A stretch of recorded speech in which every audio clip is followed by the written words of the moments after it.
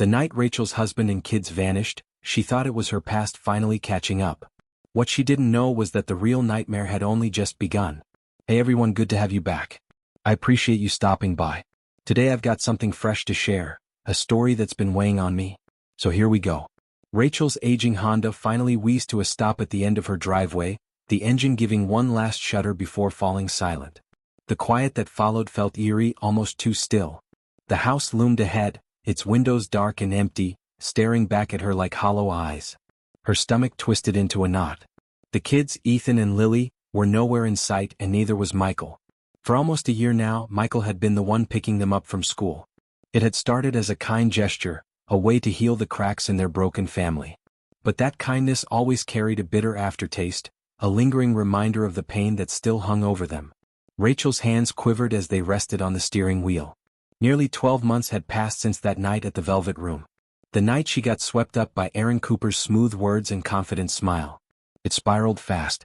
A night of reckless choices that left Michael shattered, their marriage in ruins and their home emptied of trust.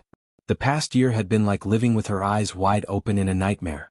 Every single day was a quiet war, her trying to show Michael she had picked him, not Aaron, even if she had to hold on so tightly it hurt. She wore her loyalty like armor, refusing to let it slip for even a second. But inside she was unraveling. The guilt was heavier than anything she'd ever known, and the worst part was how Michael still looked at her, like he was there but not really. His forgiveness came with a wall she couldn't climb. He told her he'd moved past it. Said the words like a script he was forced to recite. But the cold in his eyes? That never left. And tonight she was going to try one more time. Try to claw her way back into his heart. She was desperate enough to take that flicker of fire she felt with Aaron, twist it, reshape it, and somehow use it to reach Michael again. It wasn't fair. It wasn't right. But it was the only thing she felt she had left. She stepped out of the car, her heels crunching against the brittle, frozen snow that blanketed the ground. Late February always felt heavy, but tonight, something was different. The house stood in darkness, and the air pressed against her like something was off. She reached into her coat pocket, fumbling for her keys, finally clicking open the front door. And that's when it hit her, deep in her gut. That primal alarm, the one you can't explain, just feel. Something was wrong. Something was off, deeply, unmistakably wrong. Michael. Ethan. Lily. Her voice echoed through the hallway, thin and uncertain, swallowed by the silence. She placed her purse on the small entry table with a shaky hand and flicked on the hallway light. The room lit up, but the stillness remained, dense, almost suffocating. Maybe they stopped by a neighbor's place, or grabbed something to eat on the way back, she murmured, trying to convince herself. She pulled out her phone, hoping for a message, anything. But the screen stared back at her, blank. No texts. No missed calls. Hey, are you with the kids?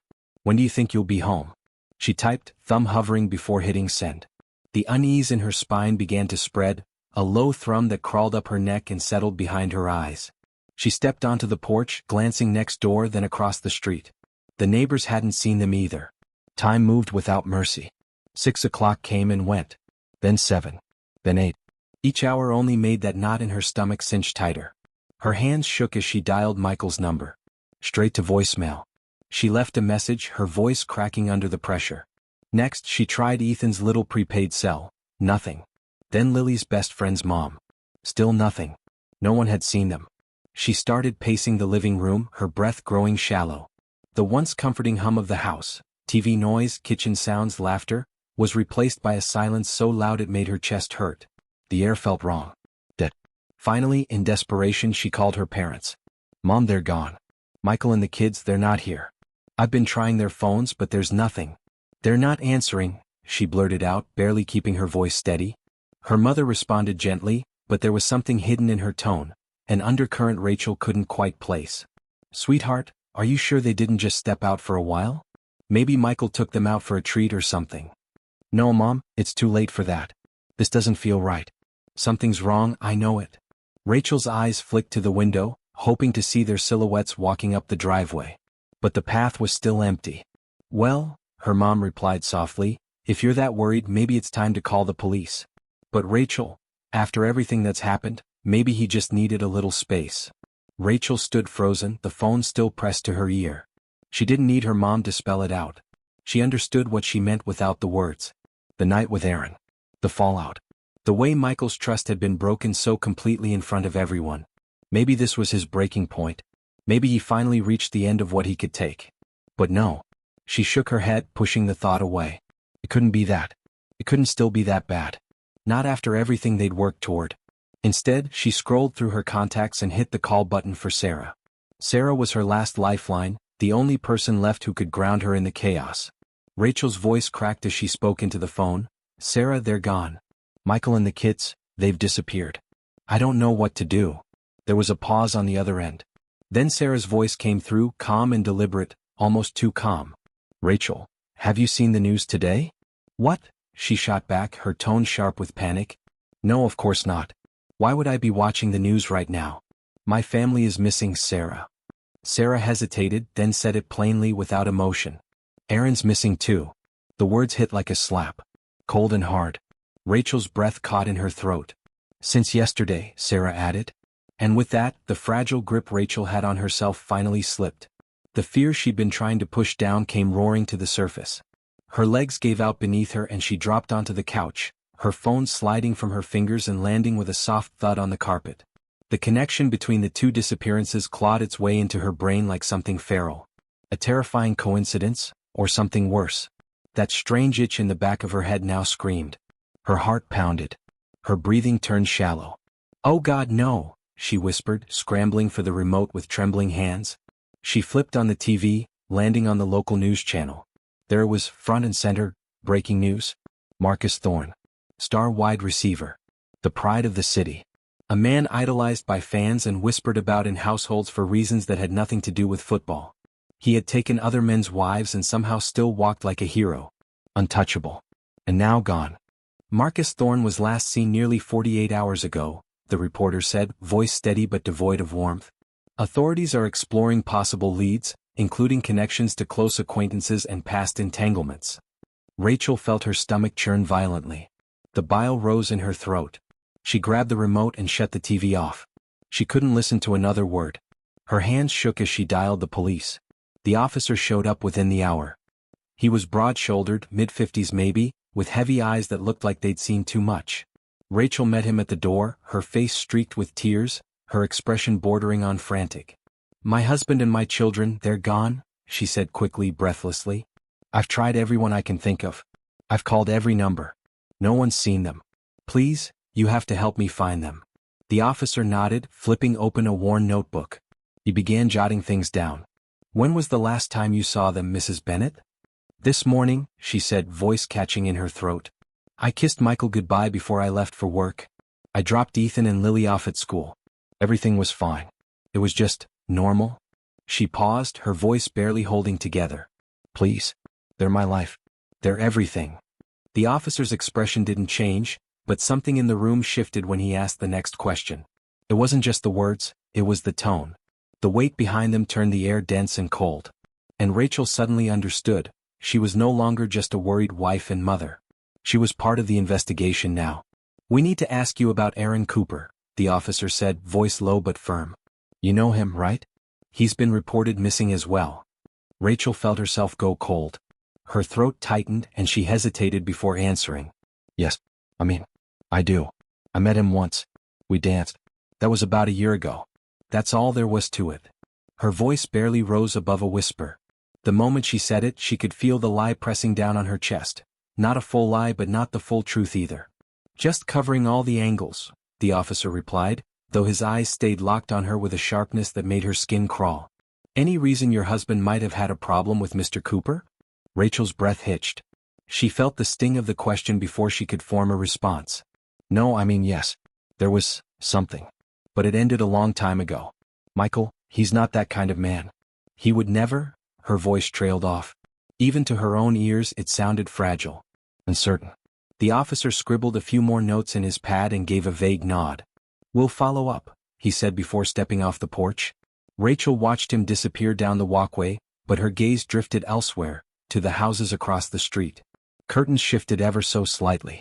The neighbors were watching. She could feel it in her bones. Their quiet judgments, their assumptions pressing against the glass. She slammed the door shut and leaned against it, slowly sinking down until she was curled on the floor. The thought refused to leave her mind. Could Michael have done something to Aaron? No. She shook her head. No, that wasn't him. But the doubt had already taken hold, like a dark vine wrapping around her thoughts, sprouted from guilt and suspicion, watered by the cold stare of that cop and everything she'd buried over the past year. That downward spiral pulled at her, each hour blurring into the next. Time lost all meaning, like waves crashing endlessly against frozen shores. She picked up the phone again, her voice hoarse from shouting into voicemails. This time she called Michael's parents. Martha. It's Rachel, she said, trying to keep her tone steady. Michael and the kids, they're missing. I haven't heard from them all day. Have you? Please, if you know anything. There was a pause. When Martha finally spoke, her voice was clipped and cold. No, Rachel. We haven't heard from him. But honestly, can you really blame him? After everything that happened with that football player? You made a spectacle out of our family. It was humiliating, for all of us. Rachel's heart twisted. Her voice cracked, pleading. I've been trying, Martha. I swear. Every single day for the past year I've tried to make it right. I love him. I love Ethan and Lily more than anything. Please let me know if you hear from them. Martha didn't respond right away.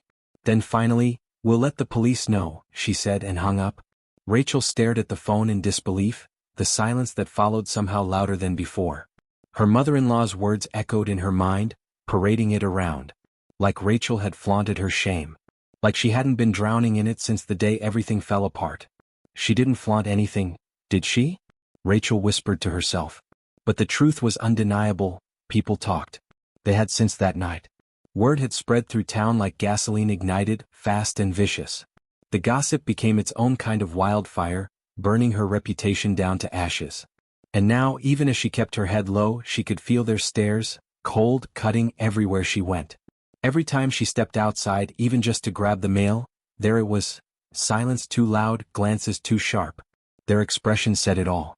She was that woman now, the one who cheated, who ruined her family, who drove her husband and kids away. The label hung around her neck like a chain, and it tightened with every passing day. By the following week, she couldn't bring herself to go to work. The idea of smiling, pretending, going through the motions, it was impossible.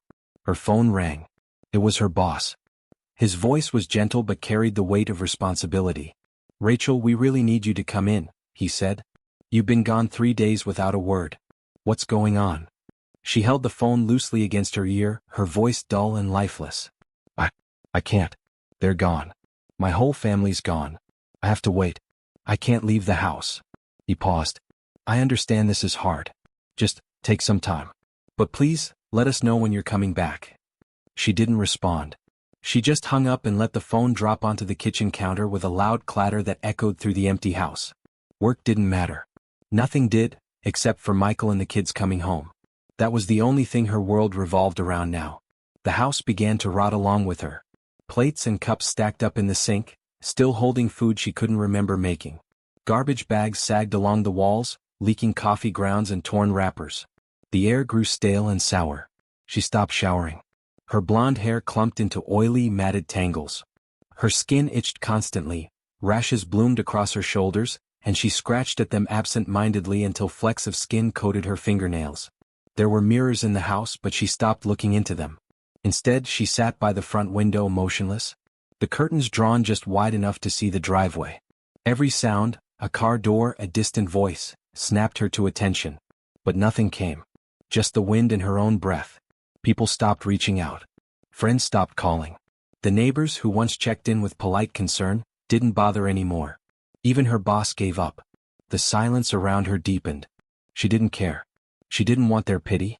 She didn't want their judgment. She didn't want anything except her family back. Sometimes she muttered under her breath, saying things she couldn't remember later. Her fingernails etched faint lines into the skin of her arm, just enough to feel something in all that numbness. And still she waited. A week later her parents returned. They'd called ahead. She hadn't answered. The moment they opened the front door, the smell hit them like a punch, the thick, rancid scent of rot, of spoiled food and stagnant air. Her mother gagged, covering her nose. But Rachel didn't notice. She was still sitting by the window, waiting. Good Lord, Rachel, what's that smell? Her father asked as he stepped gingerly over a heap of unwashed laundry that sprawled across the living room floor. I don't know, she muttered, her eyes darting to the corners of the room like something might be lurking there. It's been here for a while. I can't find it. Her mother knelt beside her on the worn carpet, reaching out to gently push the tangled hair back from Rachel's face. Sweetheart, look at you. You're not okay. This house, you need help. You haven't been eating. You haven't even showered. Please, let us take you to see someone. No, Rachel snapped, flinching away from her mother's touch. I can't leave. What if Michael comes back? What if Ethan or Lily needs me? I have to be here when they walk through that door. Her father's voice, usually soft and measured, turned sharp. Rachel, they're not coming back. Michael took them. And deep down you know why.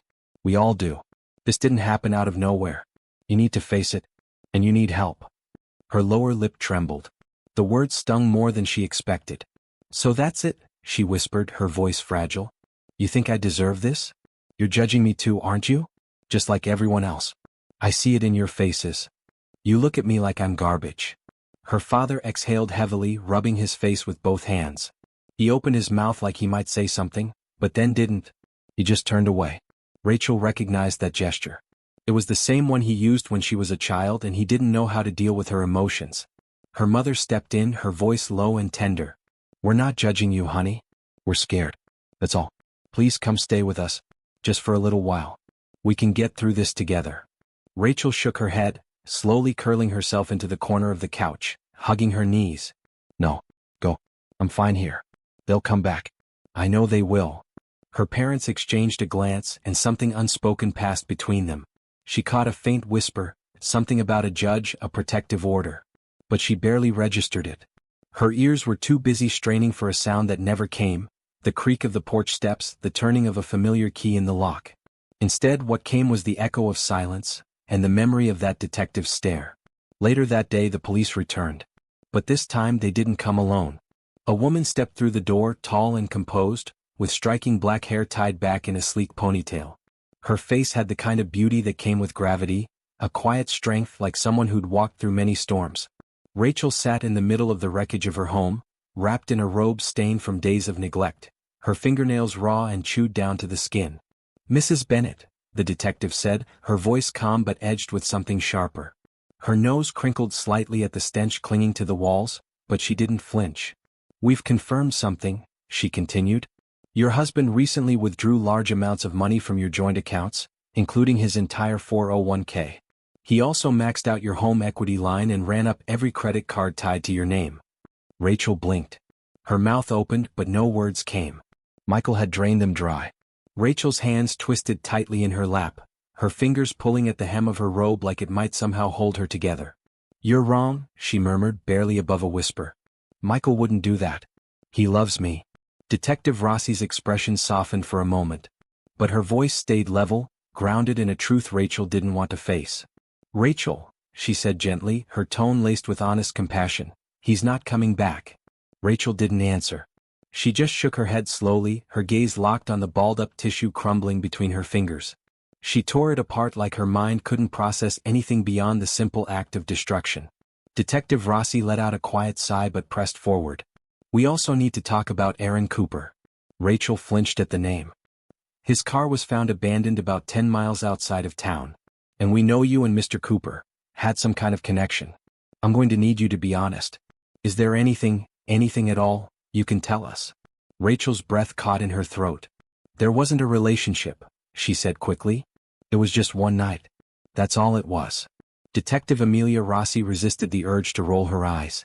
It wasn't the first time she'd heard that line. Aaron Cooper's reputation was no secret, especially not in a place like this. He had a pattern, a trail of chaos, and a long list of women who'd had their lives upended by him. Married women mostly. He had a type. And quietly, part of her thought, if someone had done something to him, it might not be the world's greatest loss. But that wasn't her job. Her job was to peel through the wreckage and get to the truth. And right now, that truth lay somewhere buried in the mess of Rachel Bennett's fractured world. Just one night, Rossi repeated, keeping her voice neutral. I hear you. But did you stay in contact with him after that? Anything at all that might have upset your husband? Rachel rubbed her temples, exhausted. He sent things. Messages. I told him to stop. I didn't want him, not after that night. I chose Michael. I chose my family. Ask Sarah, she added, her voice firmer. She knows. She saw how hard I tried to fix everything.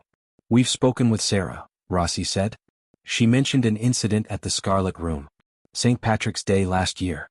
Aaron approached you and, let's just say your husband didn't handle it well. Rachel looked away. Her voice barely a breath. Michael hated him. Hated what he represented. But he wouldn't hurt him. That's not who he is. He's never been violent.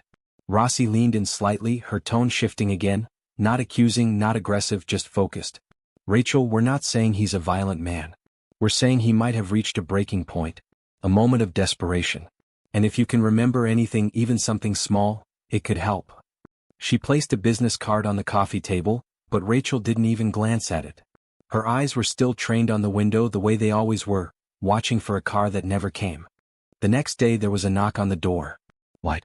Hesitant. It was Sarah. Rachel stepped aside and let Sarah into the house.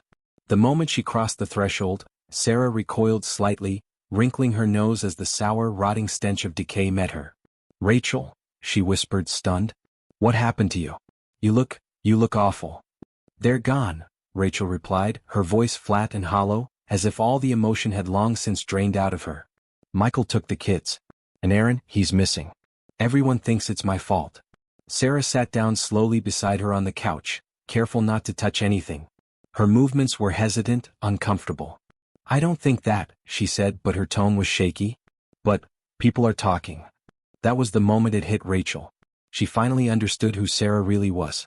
Sarah had been right there with her that night, nudging her toward Aaron, laughing at the danger, feeding the fire. She had encouraged the flirtation, had smiled as Rachel's marriage fractured like glass under pressure. And now, like everyone else, she judged her for the fallout. Rachel saw it clearly in her eyes. That subtle flicker of disapproval masked in concern. It was always the same. Sarah was no different. No better. Just another face in the crowd of whispers. The voices came weeks later. At first they were faint, barely more than the wind brushing against the windows. Whispers that slipped through the cracks of her sleep, soft and insistent. Rachel. She'd bolt upright in the dark, her heart hammering in her chest, ears straining. But the house was silent. Dead. She wandered the kitchen late at night, barefoot and aimless, staring at the trash that littered the floor like wreckage after a storm.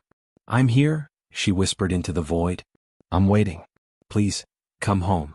One night, she woke to a scream so sharp it made her skin crawl. She didn't know if it came from outside, or from her own mouth. She stumbled to the window, pulling back the curtain with trembling hands. Shadows moved across the street. Figures. Neighbors. Watching. Laughing. She saw their eyes glowing in the dark, felt their judgment slicing through the glass. They knew. They were talking about her. Mocking her. Pointing fingers. She ripped the curtains closed and dropped to the floor, rocking back and forth, clutching her chest like it might crack open from the inside. I didn't mean it, she whispered. I didn't mean for this to happen. But the house didn't forgive. The next day her parents came again. Her father's voice was strained with frustration. No, Rachel snapped when he tried to speak. She scrambled back toward the couch. I can't leave. I won't leave. You don't understand, they'll come back.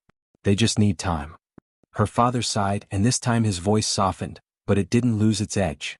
We do understand, Rachel. But you can't keep living like this. Tomorrow we're going to speak with a judge. We're getting you help, whether you want it or not. She didn't argue. She just curled in on herself, trembling. And as the door closed behind them, the voices surged. Rachel. Rachel. They chanted her name, relentless and loud, like the ocean crashing inside her head. She pressed her hands to her ears and sobbed, but the voices wouldn't stop. Couldn't stop. She hadn't bathed in weeks. Her skin stuck to her robe, slick with sweat and grime. Her scalp itched beneath her tangled hair, and a film of dust coated everything. Even the air felt heavy with accusation. Rachel wanted to scream, but no sound came. Her body froze in place, her breath caught somewhere between her chest and her throat. There, lashed upright to one of the support beams in the corner of the basement, were the remains of Aaron Cooper. His eyes, once bright and calculating, now bulged grotesquely from his decomposing face. His mouth had been sealed shut, layer after layer of duct tape mummified the lower half of his head. He was completely naked, stripped of the arrogance and shine that had once defined him. His body, no longer a symbol of allure or power, was now only a hollowed, mutilated shell of decay. Blood pooled around his bare feet, thick and dark, congealing on the concrete. Rachel's gaze followed the crimson trail up his legs, where signs of brutal violence, cut after cut, wound after wound, had been etched into him like a message. The room spun. Her knees gave way beneath her. The walls closed in as the reality broke over her like a wave of ice. Michael had done this. He had taken everything. In the precinct office across town, the case was already being discussed between two detectives. The older one, graying and tired, leaned back in his chair and took a sip from a steaming mug, the rising heat mingling with the faint stream of cigarette smoke curling from his lips. "Guy like that," he said, shaking his head. "Famous. Stinking rich. Could have had anyone. Models, actresses, Instagram nobodies dying to climb on his lap. An endless buffet of beauty. And what does he do? Goes after married women. Over and over. Always the same type." The younger detective nodded, eyes narrowed. "I don't get it. Maybe it wasn't about attraction. Maybe it was about breaking them. The thrill of stealing something sacred. You see the wife. Rachel Bennett?" the older one said. Mid-40s. Clings to that bottle blonde hair like it's the only part of herself she still recognizes. "Yeah, I saw her. Looked like a ghost." And then came the lingering question, where were the kids? Where was Michael? Would they turn up in an abandoned minivan parked off a back road, tucked inside a burned-out house, or washed up along the shores of Lake Michigan? Stranger things had happened. Bleaker stories had been written. This one had no ending in sight. Back in the hospital, Rachel lay still, propped up on stiff white pillows, her frame gaunt beneath the sterile gown. Her eyes didn't move. They stayed locked on the door, always waiting, always listening for footsteps that never came. Doctors tried their best. Medications. Gentle words. Group sessions. But Rachel didn't respond. Not really. Because her mind wasn't in that room. She was still there, in that basement. In the past. In the possibility that her family might still walk through the door, smiling, forgiving, whole. But that moment never came. The discovery of Aaron's body had ended any delusion she had left. It wasn't just that Michael had killed him. It was that, somehow, she had helped it happen. By choosing to dance with fire, by letting her boundaries crumble the night she needed to feel wanted the most. Aaron hadn't picked her because she was stunning or irresistible. He'd picked her because she was vulnerable, because he could smell the cracks in her soul. And she had leaned into him willingly. She hadn't just let him in, she'd offered herself up. Because somewhere deep down, after 2 children and years of marriage, after watching her youth slip through the mirror like sand, Rachel had wanted to be desired again. She'd wanted someone to tell her she was still worth chasing. And she believed him. And now there was nothing left. Just the silence. Just the waiting. Rachel Bennett had become a name whispered with scorn across continents. News outlets devoured the story. Football star found dead in suburban basement. Mother spirals after affair turns deadly. A marriage unraveled on national stage. Her face was plastered on magazine covers and think piece thumbnails alike. A cautionary tale wrapped in tabloid sensationalism. Somewhere far from that noise, miles away from the cold Midwest winters and suffocating whispers, Michael sipped a Bellini on his back patio. The sun hung warm and golden above him, framed by palm trees and the distant sound of waves. His new home sat behind high whitewashed walls, the kind of place people saved for in their dreams. In the garden, Jake and Lily, formerly Ethan and Lily, laughed as they tossed a squeaky toy for their energetic golden retriever. The dog's happy barks bounced off the stone walls like music. Behind him, the sliding glass door creaked open, and Maria stepped out with a gentle smile. "Lunch is ready," she called, her accent rolling softly over the words. Michael took one last sip, the sweetness of the drink lingering on his tongue, and followed the kids inside. Maria sat at the kitchen island, watching the children dig into their sandwiches with the ease of a woman who had always belonged. She laughed at something Lily said, and the sound calmed something inside Michael. This was peace. Something like healing. And he wanted to hold on to it as long as he could. He knew it wouldn't last forever. Eventually there would be consequences. Loose threads. But not yet. Not while the kids were adjusting, not while their days were filled with swimming lessons, local festivals, and Saturday movie nights. Later that evening, when the sun had dipped low and the house had gone quiet, Michael slipped upstairs to the locked door at the end of the hall. His study, his sanctuary. Behind that door, he booted up a laptop and logged into an encrypted email account routed through a VPN layered in proxies. The latest message from the private investigator was waiting. The authorities were still searching. They knew he'd left the country. What they didn't know was where. That was good. He needed that ambiguity. Needed them to keep guessing while he disappeared in plain sight. Still Some nights, a cold weight settled in his chest. The kind of pressure that crept in when the world went silent. What was it Churchill had said? Even a cornered rat is dangerous. That's what he had been. A man backed into a corner. A father torn apart.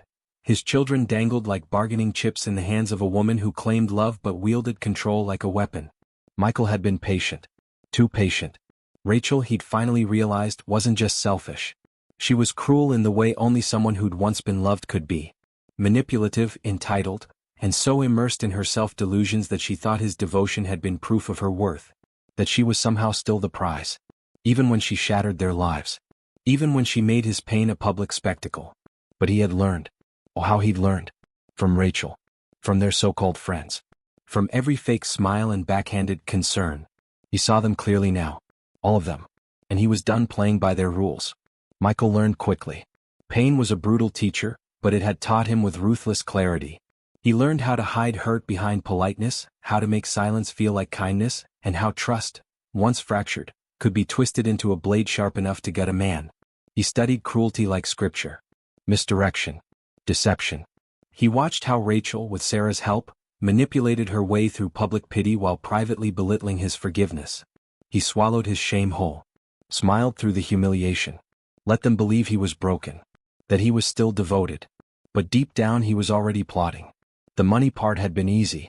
Rachel had never paid attention to their finances before, and certainly not after she begged for him back.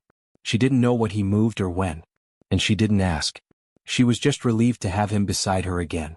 Even their reconciliation, sleeping together, eating meals like nothing had changed, it was all theater. Smoke and mirrors. While she tried to prove she loved him, he played his part. Affectionate, understanding, even flirtatious.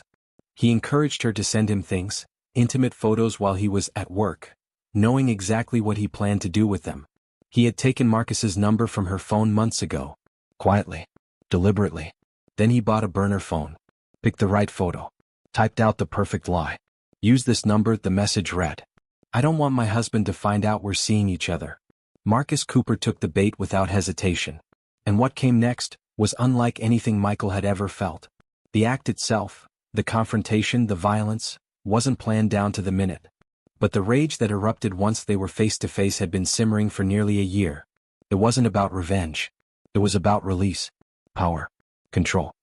He still remembered the look in Marcus's eyes as realization dawned. Not fear.